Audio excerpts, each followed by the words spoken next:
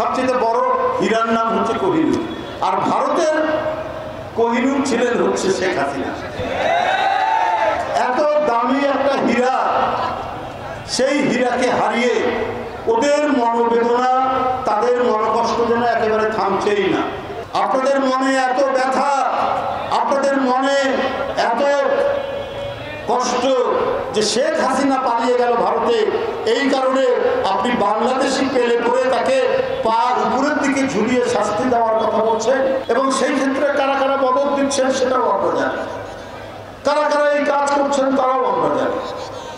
যে বিচারক বেগম খালেদা জিয়ার 5 বছরের সাজা দিলেন, আমার কথা হচ্ছে শুধু আইন প্রশাসন নয়, পুলিশ নয়, আর কি এই যে বিচার বিভাগ, এটা তো ছিল শেখ হাসিনার একটা জল্লাদখানা,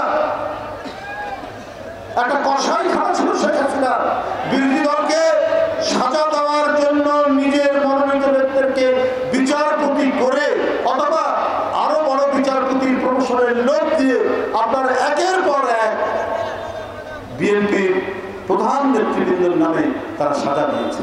এই সমস্ত লোক তো সবাই যে বিদায় নিয়েছে তা না, এখনো তো আছে আদালত প্রাঙ্গণে, এখনো আছে তারা তো সবাই বিদায় নেয়নি।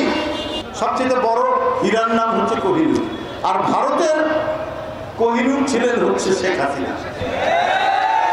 এত দামি একটা হীরা, সেই হীরাকে হারিয়ে ওদের মনোবেদনা, তাদের মনোকষ্ট যেন একেবারে থামছেই না।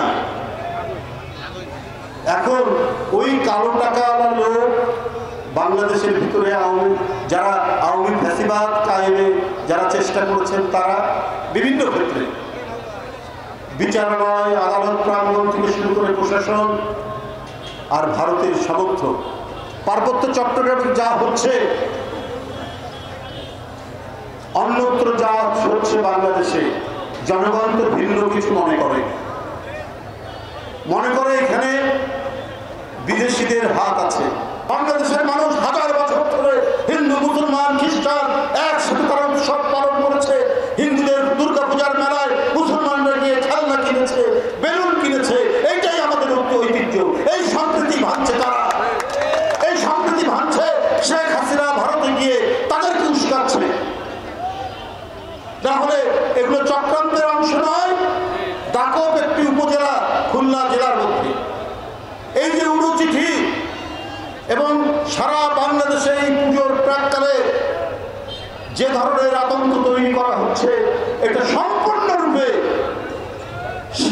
আওয়ামী ফ্যাসিবাদ এবং তার প্রভুদের একটা জয়েন্ট ভেঞ্চার, একটা যৌথ প্রযোজনা।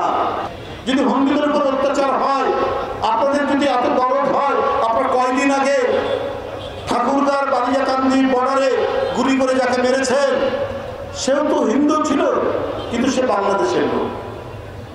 আপনার মৌলভীবাজারের সীমান্তে আরেকজনকে গুলি করে মেরেছেন, সেও হিন্দু ছিল।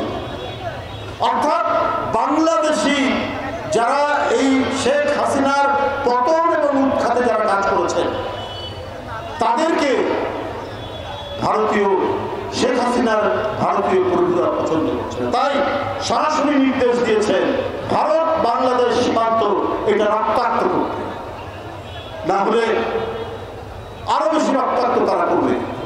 অমিত শাহ ভারতের স্বরাষ্ট্রমন্ত্রী গত 2 দিন আগে বলেছেন, 2 দিন কি 1 দিন আগে, যে যদি বাংলাদেশি অনুপ্রবেশকারীদের পান, তাহলে পা বেঁধে উপরের দিকে ঝুলিয়ে রেখে শাস্তি দেবেন।